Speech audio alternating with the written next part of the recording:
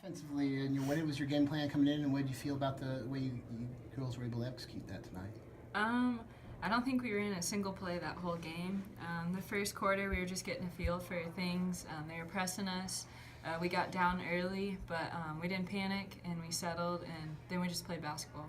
You know, what do you feel like was kind of difference in that second quarter when you guys finally started getting separation? It was really tight for maybe the first 15 minutes or so that you guys got in front. What was the difference there? Yeah, we made an adjustment who was taking the ball out and just what we were doing in the front court, and so then we were able to just break that press immediately and then just go finish a layup.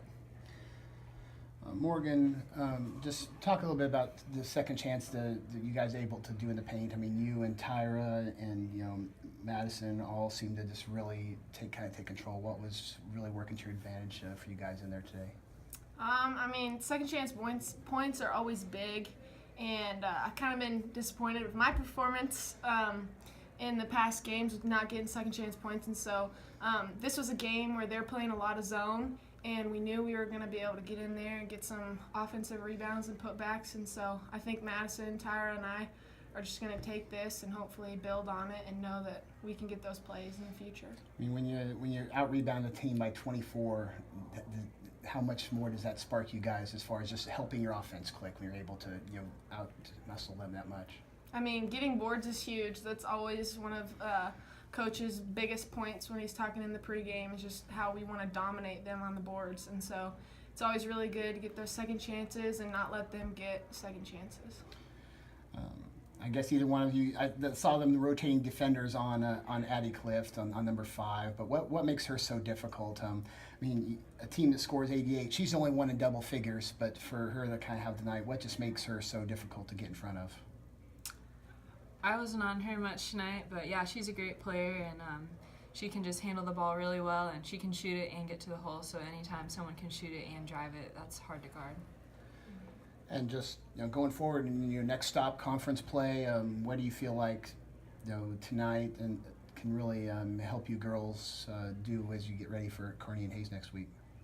I think this is just going to be kind of a huge game to just use to practice our defense for sure, because I mean anytime you put up 100 you're going to feel pretty good about your offense, but giving up 88 we're going to go to work on the defensive end and just take that into conference play. Well, Jory, opening thoughts? Just happy to get the win. That was a kind of a strange ball game. Just the way they play is really, really different, and there wasn't a lot of executing. It was really just a lot of trying to make a pass in the open floor. They're running around trapping you everywhere. Keep the ball ahead of the trap and let some people make some plays. And the first 5 minutes of the game, we didn't handle it very well.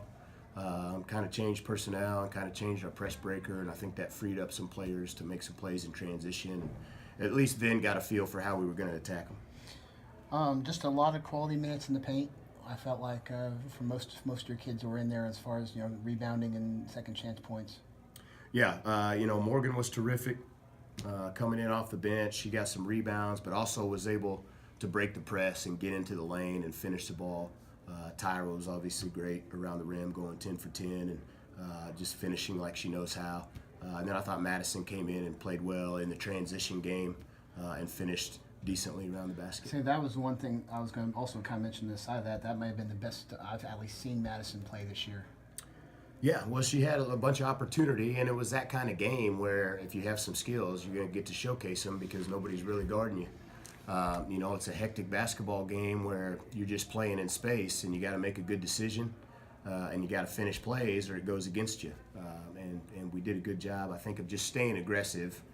We didn't make all the right decisions, but at least being on the attack let us finish a lot more plays in there. Have you seen a game where you're playing a team that so much offense goes through one kid? To give up 88, but only one even reaches double figures, that says something about what she means to that team.